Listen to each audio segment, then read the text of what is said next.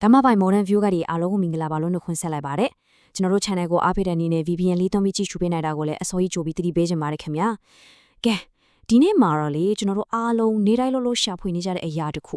အဲ့ဒါကတော့တကယ်စစ်မှန်တဲ့ပျော်ရွှင်ခြင်းချမှုပေါ့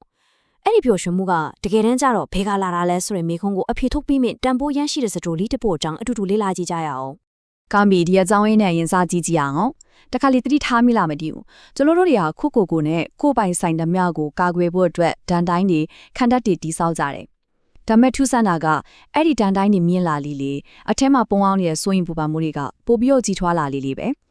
ဒါတော်တော်လေးစဉ်းစားစရာကောင်းတဲ့ဝီရော်ဒီတစ်ခုပါပဲဟုတ်ပြီဒီနေ့ကျွန်တော်တို့အတူတူဆွေးနွေးသွားမယ့်အကြောင်းအရာတစ်ခုလုံးကဒီမေကွန်းတီကိုပဲဖြည့်ရှင်းသွားမှာပါအရာအလုံးကိုပိုင်ဆိုင်ခဲ့မှုတဲ့ဘရင်တစ်ပါးက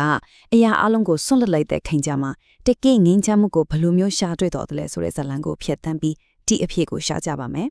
ဒီဇလန်ရဲ့အဓိကဇက်ကောင်ကတော့အရှိန်ပတိယမထေပါသူ့ရဲ့ဘဝဇက်ကြောင်းကတကယ်ကိုအံ့ဩစရာပါတာကီဝေမြင်းမြူအာနာဆက်အပြည့်နဲ့အုပ်ချုံနေတဲ့ဖရင်တစ်ပါးအဲ့လိုဖရင်တစ်ပါးကသူ့ရဲ့ထီနန်းစီစိန်ဥစ္စာအလုံးကိုဆွန့်လွတ်ပြီးမြတ်စွာဘုရားစီမှာရဟန်းဝတ်ထဲတွေပြီးတော့တိတ်မကြခင်ပါပဲအရဟတဘူးဆိုတဲ့အမြင့်မြတ်ဆုံးအဖြစ်ကိုဆက်ရောက်သွားခဲ့ပါတယ်ဒီနေ့မှာပဲဇလန်ကစိတ်ဝင်စားဖို့ကောင်းလာတော့တာပဲတခြားရဟန်းတွေကအရှင်ဗတ္တိယရဲ့ဒီဥရန်ကျူးတန်ကိုကြားတဲ့အခါမှာဘယ်လိုထင်လဲဆိုတော့အော်ကိုရောဟာအရင်ကနင်းတို့တွေကစီစဉ်ဒီကိုပြန်လွှမ်းပြီးတော့ညင်းညူနေတာပဲလို့အထင်မှားသွားကြတဲ့အဲ့ဒီနားလည်မှုလွဲချင်းလေးနဲ့ပဲကြီးကျယ်တဲ့တင်ကန်းစာတစ်ခုပေါ်ထွက်လာခဲ့ပါတယ်ဒီအကြောင်းကမြတ်စွာဘုရားစီကိုရောက်သွားရောအဲ့ဒီအခါကျမှအရှင်ဗတ္တိယကအဖြစ်မှန်ကိုရှင်းပြတော့တာပဲကိုလိုရဲ့အဟောတုခံဆိုတာကလေအရင်ကနန်စီချိန်ကိုပြန်တန်းတရမဟုတ်ပါဘူးဖျားတဲ့အခုယဟန်ဘဝမှာရနေတဲ့ဒီငင်းချမှုကြီးကိုကြည်နူးပြီးတော့ရေရွတ်နေမိတာပါတဲ့ဟိုတုန်းကဘရင်ဘဝဆိုတာအဆောင်အရှောက်တွေခံတက်တွေအထက်ထက်နဲ့ဆိုပေမဲ့တကယ်တော့စိတ်ကအမြဲတမ်းထောင်ကျနေတယ်လို့ပဲအဆက်မပြတ်စိုးရိမ်နေရတယ်ပူပန်နေရတယ်အခုမှအခုယဟန်ဘဝရောက်မှပဲတကယ်လွတ်လပ်မှုကိုအပြည့်အဝခံစားရတာပါဖျားလို့ရှော့တင်ခဲ့ပါတယ်အခုဒီ slide မှာပြထားတဲ့နိုင်ရှင်ချက်ကတကယ်ကိုစိတ်ဝင်စားဖို့ကောင်းတယ်ဘဝနှစ်ခုရဲ့ကွာခြားချက်ကိုရှင်းရှင်းလင်းလင်းမြင်သားစေရဲ့တစ်ဖက်မှာအဆောင်ရှောက်အပြည့်နဲ့ဒါပေမဲ့စိတ်ထဲမှာကြောက်ရွံ့မှုတွေအပြည့်နဲ့ဘဝနောက်တစ်ဖက်မှာကျတော့အပြင်ပန်းမှာပါအာကာကွယ်မှမရှိဘူးဒါပေမဲ့စစ်ကတော့လုံးဝကိုကြောက်စိတ်ကင်းပြီးငြိမ်းချမ်းနေတဲ့ဘဝဒါဟာပြင်ပအာကာကွယ်တွေထက်အတွင်းစိတ်ရဲ့လွတ်လပ်မှုကဘလောက်တောင်အရေးပါတယ်လဲဆိုတာကိုပြနေတာပါပဲဒီလောက်နဲ့တဲ့နားလေမှုမျိုးကဒီတဘွားဒီမှာရုတ်တရက်ဖြစ်ပေါ်လာတာတော့မဟုတ်ပါဘူးမြတ်စွာဘုရားကရှင်းပြတယ်အရှင်ပတ္တရာရဲ့ဒီလိုငြိမ်းချမ်းမှုကိုမျက်နှိုးတက်မှုထားတတ်တဲ့စိတ်ဟာအတိတ်ဘဝဒီကတည်းကပါလာခဲ့တဲ့ပါရမီဖြစ်ကြောင်းသူတို့နှစ်ဦးရဲ့ရှေးဘဝဆက်လန်တစ်ခုကိုဆက်ပြီးဟောကြားတော်မူခဲ့ပါတယ်ကဲအခုဆက်လန်တဲ့ကနောက်ထပ်ဆက်လန်တစ်ပုဒ်ကိုအတူတူလိုက်ကြည့်ကြရအောင်ပါဒီဆက်လန်မှာအထူးစက်ကောင်၃ယောက်ရှိပါတယ်တယောက်ကတော့ပညာရှိဖျားလောင်းတဲ့နောက်တစ်ယောက်ကဖယင်ဘွားကနေရတဲ့ဝက်လာတဲ့သူ့ရဲ့တပည့်နောက်ဆုံးတစ်ယောက်ကတော့လက်ရှိအုပ်စုနေပြီးမာနချီလာတဲ့ဖယင်ပြမတဲ့တို့ပါပဲဇလန်ကဒီမှာစောတာပဲဖယင်ဖြော်မတက်ကရက်တဲ့ကိုလာတွေ့ရဲ့အချိန်မှာတပိရက်တဲ့ကထိုင်ရကနေမထားပြနေလိုက်တဲ့ဒါကိုမင်းတို့ဖယင်ကအညက်တော်ရှိပြီးဖျားလောင်းရက်တဲ့ကိုတိုင်တော့တာပေါ့မင်းအေကတော့တပားရဲ့အမားနာကိုထိပါလိုက်တယ်လို့ဖြစ်သွားတာကိုဒါပေမဲ့ဒီလိုမလေးမစားလုပ်တယ်လို့ထင်ရတဲ့အဖြူမူလေးကပဲစစ်မှန်တဲ့ချမ်းသာဒုက္ခအကြောင်းကိုဟောကြားဖို့အတွက်အကောင်းဆုံးအခွင့်အရေးတစ်ခုဖြစ်လာခဲ့ပါတယ်။အဲ့ဒီလိုမာနတက်နေတဲ့ဖရင်ကိုဖျားလောင်းရက်တဲ့ကဘာပြန်ပြောခဲ့တယ်လဲဆိုတော့ဒီဇက်တော်တစ်ခုလုံးရဲ့အသေးနှလုံးဖြစ်တဲ့တသနာဆိုင်ရာအဆုံးအမကိုဂါထာတပုတ်တင်းနဲ့ရှင်းရှင်းလင်းလင်းဟောကြားခဲ့ပါတယ်။ဒီဂါထာလေးကိုခဏလောက်အာရုံစိုက်ပြီးခန်းစားကြည့်ကြအောင်။သူကစစ်မှန်တဲ့ညီးချမ်းမှုရဲ့လိုဝက်ချက်အားလုံးကိုဖွင့်ချပြထားတာနဲ့တူတူပဲ။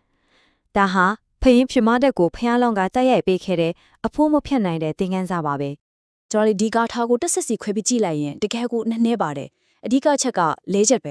ဲပထမတစ်ခုကဘာလဲဆိုတော့ကိုဘဒုကမှလာပြီးစောင့်ရှောက်နေစရာမလိုဘူးဒါပထမလွတ်လပ်ဘူးဒုတိယတစ်ခုကကိုကလည်းဘဒုကမှပဲအရာကိုမှတာဝန်ယူပြီးစောင့်ရှောက်နေစရာမလိုတော့ဘူးဒီဝင်ထုတ်ဝင်ပိုးကလေးကင်းသွားတာဒီနှစ်ခုပေါင်းဆက်လိုက်တဲ့အခါဘာဖြစ်လာလဲဆိုတော့တတိယအချက်စိတ်ထဲမှာဘာဆိုရင်သွားကမှမရှိတော့ပဲချမ်းချမ်းသာသာအိတ်ဆက်နေတာပေါ့နောက်ဆုံးနဲ့အရေးကြီးဆုံးစစ်တုထအချက်ကတော့ဒီအခြေအနေအားလုံးကိုဖြစ်စေအရင်ကအကြောင်းတရားပါပဲအဲ့လာကတော့ကာမကွန်တွေကိုတောင်းတတဲ့စိတ်လုံးဝမရှိတော့တာပါပဲဒီရှေးဟောင်းဆက်တော်ကနေရလိုက်တဲ့ဉာဏ်ပညာတွေကိုအနှစ်ချုပ်ပြီးပြန်ကြည့်လိုက်တဲ့အခါ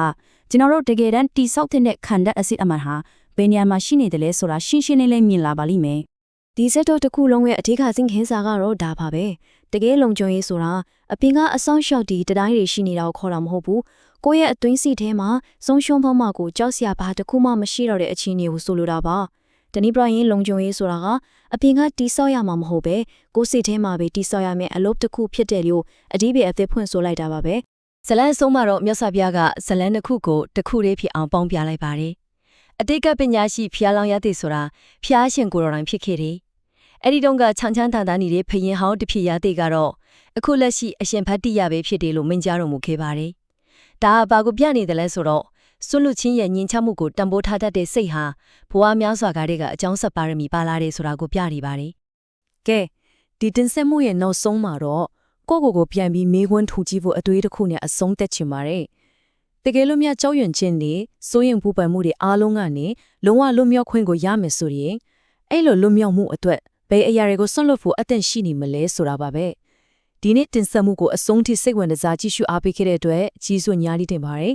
မြတ်စွာဘုရားဟောကြားခဲ့တဲ့တန်ဖိုးမဖြတ်နိုင်တဲ့ဇတ်တော်တွေအကြောင်းဒီလိုမျိုးဆွေးနွေးတင်ဆက်မှုတွေကိုဆက်ပြီးတော့ကြည့်ရှုနိုင်ဖို့Dharma by Modern View YouTube Channel ကို Subscribe လုပ်ထားဖို့ဖိတ်ခေါ်ခြင်းပါတယ်ဒီတင်ဆက်မှုကိုနှစ်သက်တယ်ဆိုရင် like တစ်ချက်နှိပ်ပြီးတော့ကိုယ့်ရဲ့အတွေးအမြင်တွေကိုအောက်က comments မှာဝင်ရောက်ဆွေးနွေးခြင်းအဖြစ်ကျွန်တော်တို့ channel ကိုအားပေးကူညီနိုင်ပါတယ်ခင်ဗျာဒီနေ့ကြည့်ရှုနေသူအားလုံးပဲကိုရောစိတ်ပါကျမ်းမာချမ်းသာပြီးတော့တကယ်စစ်မှန်တဲ့အဆောင်အရှောက်ခင်းတဲ့ငြိမ်းချမ်းမှုကိုရှာဖွေတွေ့ရှိနိုင်ကြပါစေ